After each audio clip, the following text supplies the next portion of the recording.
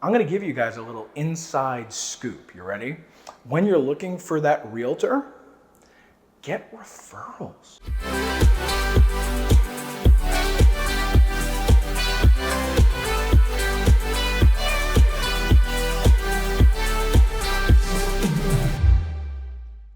You're looking to buy a house, right? And you have no idea where to start. So the first piece of advice that I'm going to give you is make sure you go and find yourself a realtor. And I know you're thinking, well, of course, a realtor would tell us to go and find a realtor. Well, what if I told you that about 94% of people use realtors in real estate transactions because that other 6% is either former realtors or lawyers or people who unfortunately have been hurt in the real estate transaction process. I'll put it to you this way. The reason you want to work with a professional is the same reason why if you need some sort of surgery, you don't want to go on YouTube and look up how to do that surgery. You want to go to the guy that all he does all day, every day is surgery on that particular thing. So here's what that also means. I'm going to give you guys a little inside scoop. You ready? When you're looking for that realtor, get referrals. Find out who they've done business with. Find out who they are, right? Because everybody's uncle went and got their real estate license but did 0 transactions last year. Speaking of, in 2024, 74% of realtors did 0 transactions. Kind of a rough year for realtors, if you ask me. So what I'll say is this. First, make sure you find yourself an actual realtor that knows what they're doing. Okay, so once you've done that, basically after you get off the phone with me, then what you're going to want to do is you're going to want to go get pre-approved. Now, I have a lender partner who I work with and I trust.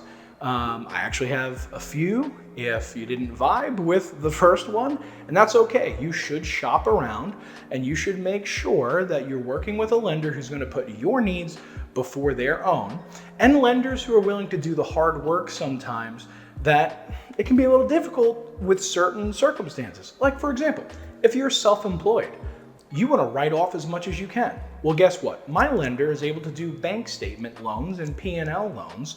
So even if you're self-employed and the IRS thinks you only make $5,000 a year, that you can still buy a home. I know, isn't that great news? Which brings me to step 3.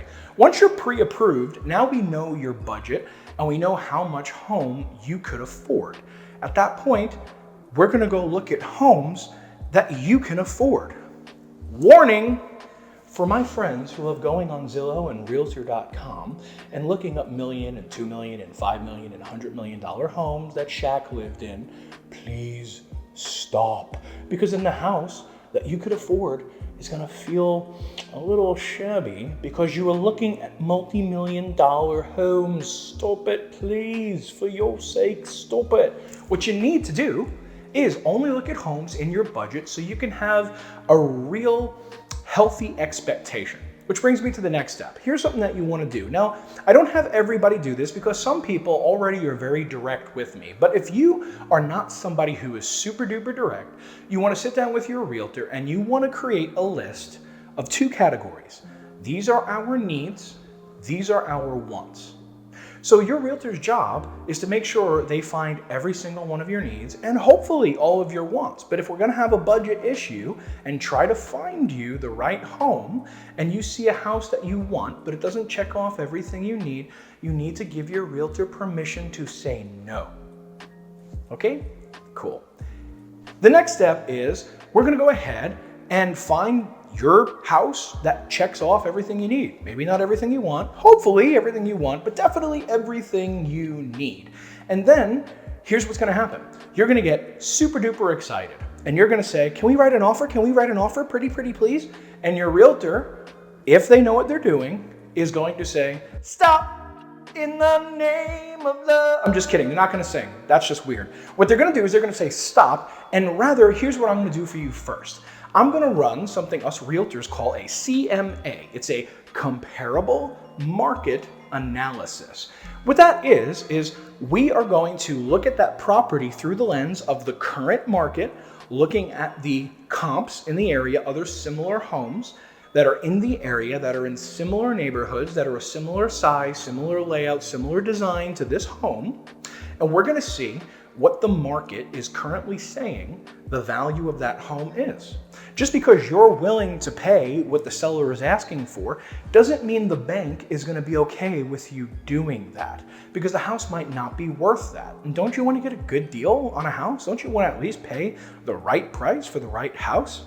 Let me ask you, have you ever bought something on, say, Amazon, and then a few weeks later you're walking through Walmart or Target and you see the same thing cheaper? You feel like you got slighted a little bit, right? Don't let that happen in the home buying process. Make sure you have a realtor that understands the market and is able to then show you the true market value of this home. Once they show you that true market value and that value matches what you're willing to pay, then we write up an offer. Now that offer is technically a contract. So when we write up the offer, if the seller accepts it just by signing and initialing, congratulations, you're officially pending and under contract. We now have a limited amount of time to get the inspection done. Now, in Florida, it can go up to 15 days, but here's what I'll tell you. I prefer to write more aggressive offers so that the seller knows my buyers are serious and we're not just tire kickers. And so I try to get 3 to 5 day inspection periods. It communicates to the seller, we're serious and we're ready to move forward. I work with one of the best inspectors in the whole state of Florida, and he's able to typically get there same day or next day that I ask him to, which is phenomenal. Okay. Once we get that inspection report, we now have another opportunity to negotiate with the sellers. Maybe there's things that pop up that we didn't know about when we were first going, walking through the beautifully staged home. Turns out the washing machine doesn't work, and there's a leak under the kitchen sink, and there's cracks in places that there shouldn't be cracks, and there's a retaining wall that's going to fall over if an engineer doesn't come in and tell us what it's going to cost to fix. Anything can happen. Now, it's really important that you understand, and that your realtor helps you understand, and that the inspector helps you understand what things in the inspection report are just normal and what things are a deal breaker. They're going to help walk you through so you understand the expenses related to all the different repairs that are either necessary or maybe they're just aesthetic. Who knows? But that's why you got to talk to your realtor and talk to an inspector that actually knows what they're doing. Cool. So now we get a chance to negotiate again, and we get to present our findings from the inspection to the seller and say, because of what we found, we would like to either A, pay less, B, get some money back towards our closing or an interest rate buy down or some sort of what we call in the industry concessions, okay? Or we could say, you know what? We just want these things taken care of before closing. So if you're willing to do it before closing, we'll just write up an addendum to the contract and they could take care of it for you, right? Because ultimately all you care about is you want your house to be move-in ready or pay a lot less for it. So, great. So we got past the inspection phase. Now the next thing that we're waiting on is the appraisal. Now, if you're a cash buyer, we don't technically have to do an inspection. We don't technically have to do an appraisal. Okay, you don't have a financing contingency, which means if you can't get a loan, you get out of the contract. You don't do that in a cash deal. Most people are financing their deals though. So typically with a conventional loan, which is going to require a minimum of 5% down, but if you want to avoid private mortgage insurance, you would put 20% down. Okay, and we'll talk more about that later. In fact, here's a good point for you to check out in this video. Down below some of my information in the comments section. If you have additional questions besides what we're talking about here, or maybe I'm just talking too fast for you, type down in the comments your questions and I'm happy to reach out to you directly and answer them. All right, cool. So let's get back to the appraisal part. So what's going to happen is if you're applying for a loan for a home, then the bank is going to have to request an appraisal, and they're not allowed to pick the appraiser. Okay, so in order to avoid corruption, the lender doesn't get to meet the appraiser. The lender puts in the request to a third party, and that third party randomly is going to select an appraiser so that they don't know each other and nothing underhanded can happen. And that appraiser is going to come and objectively appraise the value of the home. Now, if the appraisal comes back that the home is worth even less than what we're in contract for, that doesn't mean you have to back out of the contract. Now, you could. At this point, you can get out of the contract and you can get your deposit back that you had put down initially, which is typically about 1%, okay?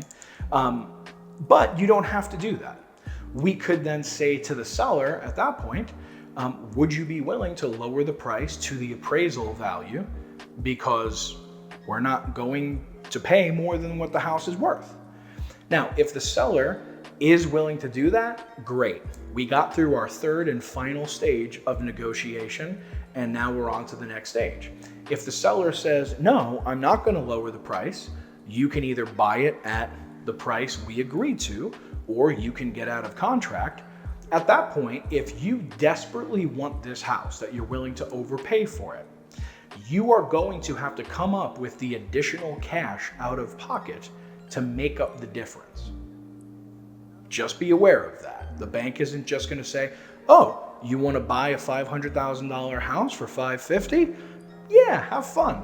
No, not in a million years. Because remember, the bank makes money on the risk, right, the interest, by taking a risk, by allowing you to live in a home that is yours, that they're loaning you money to buy.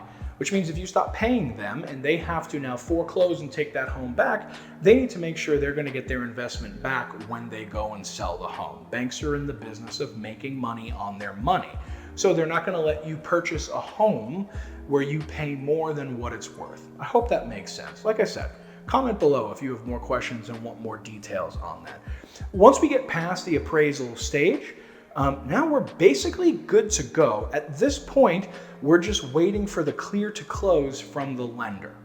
Now, if for some reason, God forbid, something crazy happens that through all of this, even though you were pre-approved, let's say something happens during the 30 days of this process.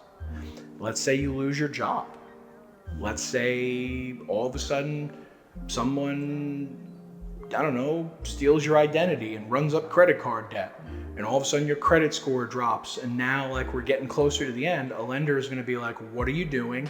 We're not going to be able to finance you. If that happens, great news. Even though you cannot get the loan and cannot purchase the home, you will be allowed out of the contract and you will get your initial deposit back. That's a contingency that is built right into the actual contract itself to protect you if, God forbid, something out of your control happens in that process, okay? But if everything stays steady, which most transactions do, then ultimately what's going to happen is we're going to get great news, and it's going to be that you are clear to close. We're going to set up the final walkthrough where you walk through the house one more time. Typically, it's the day before the closing. Some people have an afternoon closing and want to do the final walkthrough the morning of. And the purpose of the final walkthrough is not to see if you are having second thoughts, because at that point, you're buying this house, okay? The purpose of the final walkthrough is to make sure that the house is in the condition that we agreed it would be in. So let's say during the inspection phase, you told them certain things needed to be fixed. Well, if those things aren't fixed at final walkthrough, we're going to delay closing because they're not upholding their end of the contract, right?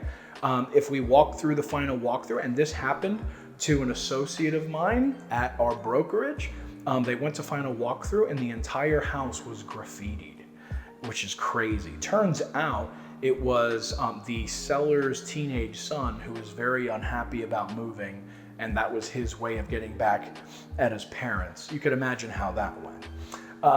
Poor kid probably still can't sit. So, and rightfully so, am I right? Come on. If you're a gentle parent, you know you're wrong. We'll talk later. Anyways, so here's what I'll tell you. At this point, typically, you get your clear to close, you go to your final walkthrough. Usually you find the house in great condition. And then you go to the closing table, and if you worked with me, you're going to get yourself some matching shirts. We're going to have a little party and celebrate the fact that you just bought your dream home. And if not your dream home, at least the next home that's a stepping stone to build your equity up and bring you to your dream home. So that is the home buying process in a nutshell. I hope that was clear, but again, if you have questions or comments or concerns, feel free to comment below. You could always DM me. I try to answer as quick as possible. If you don't hear from me, it usually means I'm with another one of my wonderful buyers or sellers, or I'm unconscious. But if I'm awake, I usually will answer the phone and get back to you. So anyways, yeah, that's the home buying process. So good luck. Thanks for checking out our channel. I hope that you like what you see, and hope that you like, subscribe, and hit that notification bell if you want to learn more about living here in beautiful, sunny Orlando, Florida. And if you happen to be interested in living the dream, and you want to buy, sell, or invest right down here in the Orlando area, reach out to me at the contact information below. I'd love to help you and your family live the dream.